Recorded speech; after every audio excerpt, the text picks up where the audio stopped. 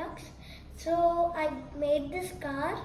So I'll explain you how to connect the remote, receiver, transmitter to the car. So have a look of the remote front side and the back side. So there are 4 channels. This is front, this is back, this is left, this is right. So these 4 motors are there from the car. These 4 motors have checked. They are going in the correct direction. So I checked and they are going in correct direction. So I connected them with the connector to left right. For the front back, this set is connected. This set. So I checked this set also, working all correct. So I connected this set to front back from the remote. V plus and V minus are connected to the battery. V plus is connected to the plus of the battery and V minus is connected to the minus of the battery. These are the 2 lithium cells. And have a look of a receiver backside with antenna. This is transmitter, sorry. This is an antenna. This is the cell box. So have a look.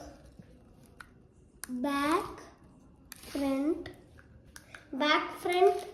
back and front is controlling this set. Right and left is controlling this set. So how do you make the car go forward? So wait. F.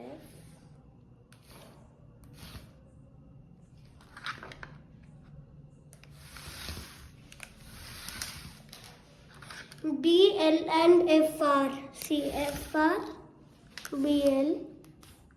This is just controlling that set. This is just controlling this set.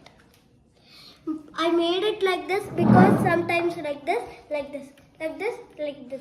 Means left, right, left, right, left, right. We have to use the sets. So you have separated left and right Sets. sets to manage the directions. Yeah. Not the directions. Actually, at climbing we need it will be tough because the rock height. Okay. So sometimes like this, then it will go like this, like this, like this, like that. Actually, this base was not strong because this is moving. So we will modify and add a new stick. It will be strong and stiff. Then the car can go anywhere.